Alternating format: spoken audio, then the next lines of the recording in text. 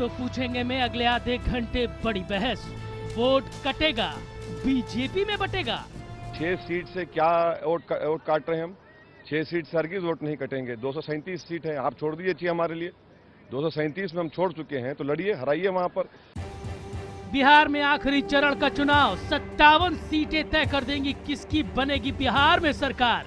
लेकिन सीमांचल की 24 सीटों पर ओवैसी फैक्टर की हो रही है जमकर चर्चा। ये मुल्क हिंदुस्तान का सबका है, ये किसी की बाप की जागीर नहीं है, कोई प्राइवेट प्रॉपर्टी नहीं है। वो कहता है वो हारेंगे, अरे जरूर हारेंगे इंशाअल्लाह ताला। पटाखे भी फूटेंगे, मिठाइयां भी बांटे जाएंगी और ये वापस अपने घर में जाकर रोते हुए बैठने वाले हैं। ओवैसी की पार्टी एमआईएम ने किशनगंज, कटिहार, अररिया और पूर्णिया की 6 विधानसभा सीटों पर अपने उम्मीदवार उतारे हैं।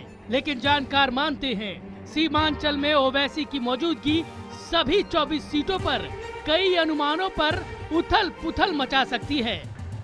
ये डिविसिव और कि समाज का वोट बटे ताकि उनको फायदा पहुंचे, उसी के तहत ऐसे लोगों को लाया गया है। वो जो सीमांचल के पिछड़ापन की बात को जो रख रहे हैं वो आंकड़ों के साथ रख रहे हैं, तो उनकी उस बात से लोग यहाँ प्रभावित हो रहे हैं। 5 नवंबर को बिहार में 5वें चरण का चुनाव है, लेकिन उससे पहले एमआईएम के लिए पटाखे फोड़ने और उसका हौसला बढ़ाने वाली कई खबरें हैं। यूपी में आजमगढ़ में मुलायम के गढ़ में सेंध लगाते हुए एमआईएम समर्थित उम्मीदवार कैलाश कुमार गौतम जिला पंचायत सदस्य का चुनाव जीत गए। इसी जीत के साथ यूपी में पहली बार एमआईएम ने खाता खोला। तो उधर महाराष्ट्र में कल्याण डोंबिवली महानगर पालिका चुनाव में एमआईएम का एक उम्मीदवार जीता।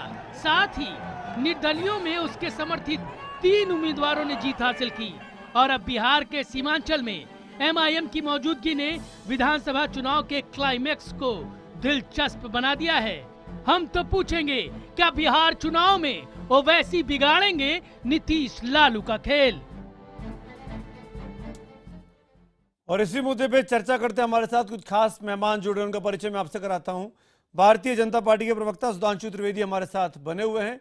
मृत्युंजय तिवारी आरजेडी के प्रवक्ता हमारे साथ जुड़ रहे हैं। प्रेमचंद मिश्रा कांग्रेस पार्टी के प्रवक्ता हमारे साथ जुड़ रहे हैं। सैयद इम्तियाज जलील साहब मेरे साथ जुड़ेंगे, एमआईएम के नेता हैं और प्रोफेसर है जेएनयू के बद्री नारायण जी, वो मेरे साथ जुड़ रहे हैं। आप सबका स्वागत है। पहले 45 सेकंड ओपनिंग रिमार्क्स को लेके और फिर डिबेट की शुरुआत करूंगा। सबसे पहले मृत्युंजय तिवारी, आपको अगर मेरी आवाज आ रही है तो मैं 45 सेकंड में आपसे ये जानना चाहता हूं, आखिरी चरण में सीमांचल में मतदान है और वो इलाका मुस्लिम बहुल माना जाता है, जो कि आपका एक खास वोट बैंक है। एमवाई फैक्टर की लालू पूरे चुनावों में बात करते रहे। आपको लगता है ओवैसी के आने से बीजेपी को फायदा मिल रहा है, आपको नुकसान हो रहा है? देखिए, भारतीय जनता पार्टी ने बिहार के चुनाव में सारे प्रयोग किए और सारे धनबल हो, चाहे ओवैसी साहब हो, चाहे पप्पू यादव जी, सारे फैक्टर उन्होंने लगा दिए। इसके बाद भी इसका कोई इफेक्ट बिहार की जनता ने पूरी तरह से नकार दिया। और 4 चरणों के चुनाव के बाद जब यह तय हो गया कि यहाँ महागठबंधन की सरकार बननी है, तो अब ये मिथिलांचल और सीमांचल के लोग ये भी राजनीतिक सूझबूझ रखते हैं और यहाँ से जो अंत भला तो सब भला कहा गया है, जो 57 सीटों पर चुनाव 5 तारीख को होगा, यहाँ पर करारी हार भारतीय जनता पार्टी को मिलेगी और इनका बोरिया बिस्तर बिहार से तो 45 सेकंड हो गए, मैं लौटता हूं दोबारा आपके पास। प्रेमचंद मिश्रा जी, क्या ओवैसी साहब के चुनाव लड़ने से, उनकी पार्टी के चुनाव लड़ने से कुछ भी फर्क नहीं पड़ रहा बिहार में? देखिए, बिहार के मतदाता राजनीतिक तौर पे बहुत ही परिपक्व हैं और वो इन चीज़ों को जानते हैं कि एकाएक ओवैसी का क्या इंटरेस्ट किशनगंज एरिया से हुआ है। एकाएक मुलायम सिंह यादव अलग हटकर सब सीटों पर लड़ने का ऐलान कर देते हैं, पप्पू यादव लड़ रहे हैं। ये तमाम जो फैक्टर सामने आए तो लोग समझ गए कि ये कहीं न कहीं किसी बीजेपी के ही हिडन एजेंडा का हिस्सा है। लोग समझ रहे हैं कि बीजेपी ने बिहार में 2 अलायंस किए हैं, एक जो दिखता है रामविलास जी, उपेंद्र कुशवाहा और मांझी जी के साथ, एक छुपा हुआ है गठबंधन है जो इन लोगों के साथ है। लेकिन यह चुनाव बिल्कुल 2 ध्रुव पर बटा हुआ है। कहीं अब तक जो ट्रेंड हुआ है चारों फेज में, या तो लोग मोदी के पक्ष में वोट कर रहे हैं या फिर उनके खिलाफ। चलिए मिश्रा जी, 45 सेकंडों का दोबारा लौटता हूं मैं आपके पास। इम्तियाज जलील मेरे साथ फोन लाइन पर हैं। इम्तियाज जलील किशनगंज इलाके में मौजूद हैं। इम्तियाज, आप तो वहां पर मौजूद हैं और कुल मिलाकर आरजेडी या महागठबंधन के जो घटक हैं कांग्रेस और आरजेडी, ये कह रहे हैं कि आपकी पार्टी के चुनाव लड़ने से कोई फर्क नहीं पड़ने वाला, बिहार की जनता समझदार है। जी चलिए, बहुत अच्छी बात है, उन्होंने इस तरह का समझदारी का स्टेटमेंट दिया है और इसका जवाब उन्हें 8 तारीख के दिन मिल जाने वाला है। देखिए, इस डेमोक्रेसी के अंदर सबसे ज्यादा सुप्रीम अगर कोई होती है तो वो जनता होती है। लालू प्रसाद क्या कहते हैं, नीतीश कुमार क्या कहते हैं, या कांग्रेस क्या कह रही है, क्या आरोप लगा रही है, इसका जवाब देने का अधिकार अगर किसी को है तो वो जनता को है। और जिस तरह का भारी समर्थन यहाँ पर मिल रहा है, मैं आपको बताना चाहता हूँ कि कांग्रेस की क्या हालत हो रही है। आज महानगर पालिका के इलेक्शन मुंबई के पास हुए हैं, कांग्रेस की हालत किस हद पे आके रुक गई है आप देख सकते हैं। और मजलिस वहाँ पे पहला इलेक्शन लड़ी है, मैम पहला इलेक्शन लड़ने के बावजूद भी हम वहाँ पर जीते हैं, हम आजमगढ़ में जीते हैं, हम उत्तर प्रदेश में। जी इम्तियाज, नो डाउट 45 सेकंड के लिए आपके पास वक्त कम था। आज आपके पास अपनी पार्टी का बखान करने के लिए बहुत कुछ है, क्योंकि आज आपके पास अच्छे परिणाम आए हैं, चाहे केडीएमसी के इलेक्शन हो या फिर यूपी के पंचायत चुनावों की बात हो। लेकिन सुधांशु जी, मैं लास्ट में आपके पास आऊँगा, एक बद्री जी का रिएक्शन ज़रूर लूँगा। क्या खारिज कर देना चाहिए एमआईएम को? क्या एमआईएम की वजह से भारतीय जनता पार्टी को इनडायरेक्टली जाने अनजाने में फ़ायदा नहीं मिल रहा है? देखिए, जरूर फ़ायदा मिल रहा है, डायरेक्टली इनडायरेक्टली। लेकिन है क्या कि पिछले दिनों जिस तरह से मोदी जी ने अपने भाषणों में जो धर्म पर रिजर्वेशन की बात की, फिर बहुत सारी ऐसी बातें की जिसके कारण, और बीफ का इशू आया, उसके कारण मुस्लिम वोट बहुत कंसोलिडेट हो गया है। तो उसके कारण एमआईएम फैक्टर हो सकता है बहुत प्रभावशाली नहीं हो, लेकिन जितना भी वोट काटेगा, 2000 भी काटेगा तो वो महागठबंधन का ही लॉस है, 5000 काटेगा तो महागठबंधन का ही लॉस है। और 5 से 10,000 में चुनाव में विधानसभा में तो 5000 की डिफरेंस बहुत बड़ा डिफरेंस है। सुधांशु जी, 2 वक्ता ऐसे जो सीधे तौर पर ये कह रहे हैं, आरजेडी के गठबंधन के लोग, प्रेमचंद मिश्रा जी और मृत्युंजय जी, कि बीजेपी को कुछ फर्क नहीं पड़ेगा, बीजेपी तो हारने वाली है, कोई फायदा नहीं होगा एमआईएम से। 2 वक्ता ऐसे, एक एमआईएम खुद और एक न्यूट्रल पैनलिस्ट, जो कह रहे हैं कि थोड़ा भी वोट कटा तो बीजेपी को फायदा होगा। मेरा सीधा सवाल आपसे अगले 45 सेकंड में, क्या बीजेपी ने ओवैसी साहब की मदद की है इन चुनावों में लड़ने के लिए? क्या इनडायरेक्टली बीजेपी पीछे है असदुद्दीन ओवैसी के कि आइए चुनाव लड़िए, हमारी मदद करिए? देखिए, हम तो इस क्षेत्र में भी विकास के मुद्दे पे लड़ रहे हैं। कोसी की भारी बाढ़ आई थी, सबसे ज्यादा सहयोग किसने दिया? हमने। मैथिली भाषा को 8वीं अनुसूची में किसने डाला? हमने। कार्नेली का महासेतु बनाकर उस क्षेत्र की इतनी बड़ी समस्या का निदान किसने किया? हमने उसके लिए सारा का सारा व्यवस्था की है। और इन लोगों ने क्या किया? बाढ़ के नाम पे लालू यादव जी ने बाढ़ का घोटाला किया था इस क्षेत्र में। अब आइए ओवैसी जी के ऊपर, तो भाई ये कह रहे हैं ओवैसी जी वोट काट लेंगे इनका, तो बाई लॉजिक क्या आता ना, इसका मतलब समान लोग ही समान का वोट काटते हैं। अगर ये उस अकबरुद्दीन ओवैसी के साथ, जिनके भाई ने कहा था कि 15 मिनट के लिए सब हट जाएं, पुलिस को मैं दिखा दूंगा, ऐसी विद्वेषात्मक और हिंसात्मक राजनीति करने वालों के साथ ये अपनी समानता कर रहे हैं, तो साफ दिख सकता है कि कौन किस प्रकार की राजनीति के साथ। Sudhanshu ji, debate is over now, 45 second सबके हो चुके हैं, लेकिन मेरा सवाल आप ही से है, ये तो एमआईएम को अपना विरोधी मानते हैं महागठबंधन के लोग, इनका तो नुकसान हो रहा है, आपने इनको एक साथ एक तराजू में कैसे खड़ा कर दिया? सुमित जी, ये बताइए कि अगर विरोधी हैं, जैसे हम और महागठबंधन विरोधी हैं, तो महागठबंधन हमारा वोट कैसे काट सकता है? वोट काटने का तात्पर्य ही तब उठता है जब आपको लगे कि हम दोनों एक समान से हैं, एक समान वोटर को टारगेट कर रहे हैं, या एक समान नीति और एक समान विचार के हैं। तो प्रश्न इनसे पूछिए कि इनको क्यों यह भय सताता है कि एमआईएम वोट काट रहा है। इसका मतलब ये और एमआईएम के चेहरे, प्रेमचंद मिश्रा जवाब दीजिए, खुद कोई ना कोई सामने दे। हमें कोई भय नहीं सता रहा है। आपके इन राजनीतिक चालों को बिहार के मतदाता जान गए हैं। 4 चरण के चुनाव हो चुके हैं, कहीं भी वोटों का जो एकजुटता हमारे साथ है वो और इंटैक्ट होता गया है, उसमें कोई गिरावट नहीं है। लोग 4 चरण में हमारी विजय सुनिश्चित हो चुकी है। मोदी जी के नेतृत्व में भारतीय जनता पार्टी एक हारी हुई बाजी आप लड़ रहे हैं। आपके पास कुछ नहीं, आप सर तरह के हथकंडा अपनाते हैं, किसी को पाकिस्तानी बोल देते हैं, किसी को आप आतंकवादियों का दोस्त बता रहे हैं। इन चीजों से वोट नहीं मिलता। और जिस मैथिली की बात आप कर रहे हैं, मैं आपको सुधारना चाहता हूं सुधांशु जी, उसमें कांग्रेस ने भी उस प्रस्ताव का समर्थन किया था पार्लियामेंट में कि मैथिली को संविधान के 8वीं अनुसूची में जगह मिलनी चाहिए। ये एक रिकॉर्ड की बात है। आप सिर्फ अकेले क्रेडिट ले रहे हैं, जिन चीजों में हमारा भी योगदान है, ये नहीं चलेगा। यही बात इम्तियाज जी, विकास की बात, ठीक है इम्तियाज अली, इम्तियाज भाई कुछ बोलना चाह रहे हैं। बद्री जी बात कहीं न कहीं जनता पर है। प्रेमचंद जी एक मिनट। इम्तियाज जी आप लोग, आपकी पार्टी महज 6 सीटों पे लड़ रही है और 6 सीटों का अगर देखा जाए, प्रेमचंद मिश्रा एक मिनट, प्रेमचंद मिश्रा एक मिनट। वर्ष सत्ता में रह के मैथिली का कार्य कर नहीं पाए मगर समर्थन देने का श्रेय पाना चाहते हैं तो कोई बात नहीं। सुधांशु जी, प्रेमचंद जी, अगर आपकी इजाजत हो तो मैं इम्तियाज जी से एक सवाल पूछ लूं। इम्तियाज जी, मेरा सवाल सीधे तौर पर आपसे है, क्या आप मुझे सुन पा रहे हैं इम्तियाज? जी मैं सुन रहा हूं। अच्छा इम्तियाज, आप लोग 6 सीट पर ही क्यों लड़ रहे हैं? उस इलाके में 24 या 25 सीटें हैं जो कि मुस्लिम डोमिनेटेड मानी जाती, कही जाती हैं, किशनगंज और उसके आसपास के इलाके में, सीमांचल के। आपने 6 सीटें ही क्यों लड़ी, ज्यादा पे क्यों नहीं? अवस्थी साहब, इसका सही जवाब अगर देखा जाए तो हम आपको बताना चाहते हैं कि चित भी अपनी पढ़ भी अपनी ये मीडिया करना चाहता है। हम अगर 50 सीटें लड़ते हैं तो कहते हैं कि भाजपा वाले हमारे को लेकर आए हैं। आज हमने 6 सीटों का चयन किया है।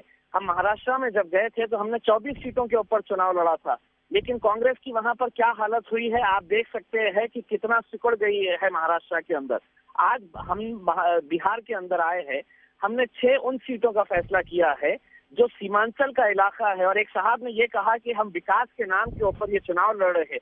मैं वो साहब से दरखास्त करूंगा कि अपनी पार्टी के बड़े नेताओं के साथ आइए और सीमांचल के जिन कॉन्स्टिट्यूएंसीज को हमने चुना है चुनाव के लिए, वहां पर आकर देखिएगा कि पिछले इतने सालों से किसी की भी सत्ता हो, चाहे गठबंधन हो, महागठबंधन हो, क्या वजह है कि सीमांचल के साथ आपने इस तरह का अन्याय किया है। आज हम 6 सीटों पर इसलिए आए हैं यहाँ पर कि हम लोग एक मर्तबा आकर लोगों के बीच में रहना चाहते हैं, देखना चाहते हैं, विकास करना चाहते हैं, अपने काम के जरिए लोगों को बताना चाहते हैं कि यहाँ पर हम राजनीति करने के लिए नहीं आए। मृत्युंजय तिवारी, उस इलाके में विकास नहीं हुआ, ये बार बार MIM के नेता कहते रहे, ओवैसी भी कहते रहे, इम्तियाज भी कह रहे हैं, RJD ने वहां पे सरकारें चलाई हैं। मैं आपसे पूछ सकता हूँ मृत्युंजय तिवारी, रानीगंज का इलाका हो, किशनगंज का इलाका हो, कोचा धमन हो, अमोह हो, बयासी हो, बलरामपुर हो, इन 6 सीटों के के आसपास के इलाकों में क्यों विकास नहीं करा पाई RJD जब वो सत्ता में थी? देखिए सुमित जी, ऐसा है कि बिहार के चुनाव में भारतीय जनता पार्टी विकास के शब्दों का इस तरह से दुरुपयोग कर रही है। जो भी नेता टीवी में बैठे, चाहे माननीय प्रधानमंत्री जी भाषण दे, चाहे बीजेपी के कोई भी समर्थक दल भाषण दे, वो विकास विकास विकास विकास उन गरीब गुरबों का, उन समाज के अंतिम पंक्ति में बैठे हुए व्यक्तियों का विकास हुआ है। अगर उनको क्या विकास हुआ है बताइए ना। अगर हमने इन 6 सीटों पर उन गरीब गुरबों का क्या सामाजिक विकास हुआ है, स्पेसिफिकली बताइए मृत्युंजय जी। चश्मा का पावर बदल लेना चाहिए। मृत्युंजय जी, मेरा सवाल बहुत सीधा सा है, क्या विकास किया? इन 6 सीटों की बात कर रहा हूं मैं, जहां पे MIM लड़ रही है, उन सामाजिक तौर पर पिछड़े लोगों का क्या आपने सामाजिक विकास किया? मृत्युंजय तिवारी, हमने विकास किया। उनको, उनके साथ जो अन्याय हो रहे थे, उनके यहाँ जो उनको रोजी रोजगार की समस्याओं को लेकर के, उनके हक और हकूक जो उनको आवाज देने का काम किया, उनके हर एक सीट जीते थे आप उनके साथ। 2010 के विधानसभा चुनावों में RJD 1 सीट जीती थी इस इलाके में, एक। अगर आपने विकास किया तो 1 सीट कैसे जीती आपने? जीत होती रहती है। नहीं सुमित जी कर रहे हैं और हवा में उड़ जा रहे हैं। सुमित जी, लोकतंत्र में अगर हम सीट हार गए या जीत गए, उससे ज्यादा फर्क नहीं पड़ता। फर्क ये पड़ता है कि आज भी वहां हम कितने मार्जिन से हारे हैं, वो भी आप देख लीजिए। आज भी वहां के लोग हमारे हैं और हमें वोट करते हैं। अगर आपको वोट करते हैं जी, उस इलाके में जी AMU का शाखा हमने खोला, उर्दू को बिहार में दूसरी सरकारी जुबान का दर्जा हमने दिया, हमने वहां पर कई विद्यालय, हॉस्पिटल खोले हैं जी, और सड़कें बनवाई हैं। और ये वजह है कि कांग्रेस ने पिछले चुनाव में भी 3 MLA वहीं से जीता, हमारे 2 मेंबर ऑफ पार्लियामेंट वहां से हैं। बिल्कुल। इसलिए ये कहना कि विकास नहीं हुआ, अगर विकास हम लोगों ने नहीं किया था तो फिर हमारे लोग वहां चुन कैसे आए? एक राय बद्रीनारायण जी, सुधांशु जी में आता हूं। प्रमाण है बद्री नारायण जी, ये कह देना चुनाव मैं इम्तियाज भाई में आता आते हूँ, हैं न्यूट्रल पैनलिस्ट हैं, हम विकास करेंगे, बिहार को जानते हैं, समझते हैं।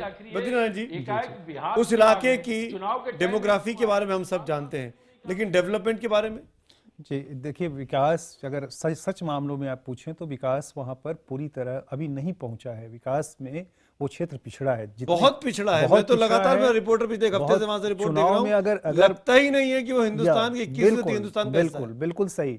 और अगर ऐसा है, अगर इसके बावजूद अगर वहां के वोटर महागठबंधन को वोट देते हैं तो इसलिए नहीं वोट देते हैं कि उन्होंने विकास कर दिया, इसलिए देंगे क्योंकि पोलराइजेशन दोनों तरफ हुआ है, पोलराइजेशन किया, और ये पोलराइजेशन खुद बीजेपी ने अपने ही बातों से करवा दिया है।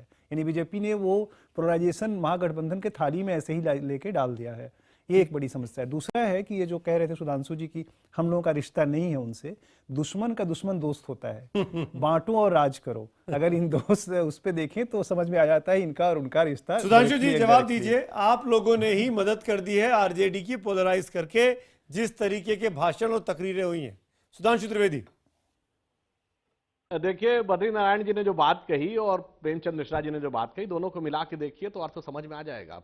प्रेमचंद मिश्रा जी ने कहा कि उर्दू को उन्होंने दूसरी राजभाषा बनाया, एमआईएम से पूछेगा तो वो कहेंगे राजभाषा बनाना चाहते हैं।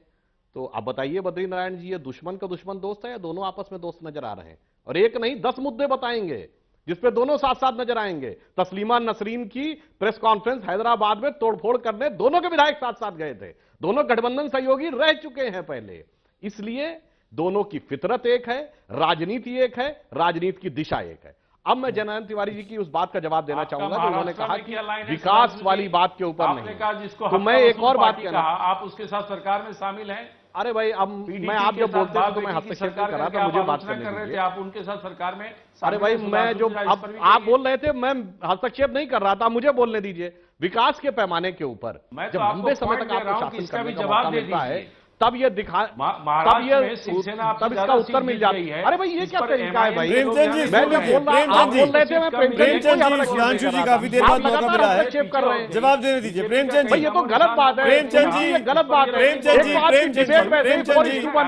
प्रेमचंद जी, आप तो इतने सीनियर लीडर हैं, स्पोक्स पर्सन हैं इतने सालों से। प्रेमचंद जी मैं मौका दूंगा आपको, मैं आपको मौका दूंगा। प्रेमचंद जी एक बार बोले जी सुधांशु जी को, मैं मौका दूंगा आपको। सुधांशु जी, क्योंकि 4:1 डिबेट है, उसमें कम से कम हमें अपने टर्म पर तो पूरा मौका दीजिए। देखिए इन्होंने विकास की बात कही मृत्युंजय तिवारी जी ने, तो मैं ये कहना चाहूंगा कि विकास के संदर्भ में उसी लालू प्रसाद यादव जी के शासनकाल में सब तो बिहार से बाहर जा रहे थे, और हमने जो करके दिखाया उस छत्तीसगढ़ में गरीब गुरबा की बात कहते हैं, खाद्य सुरक्षा देने वाला भारत का पहला राज्य छत्तीसगढ़ था, दूसरा राज्य मध्य प्रदेश था। कृषि उत्पादन हमने इतना बढ़ाया कि उस हर गरीब गुरबा को खाने रोटी सुनिश्चित हुई। ये होता है विकास। सुधांशु जी, बीजेपी सरकार में रही है बिहार में, बीजेपी का उप मुख्यमंत्री रहा इन्हीं नीतीश कुमार के साथ। आप बीजेपी को इससे कैसे किनारे कर सकते हैं कि जो गलत गलत हुआ है वो सब जेडीयू ने किया और अच्छा अच्छा आप कर रहे थे?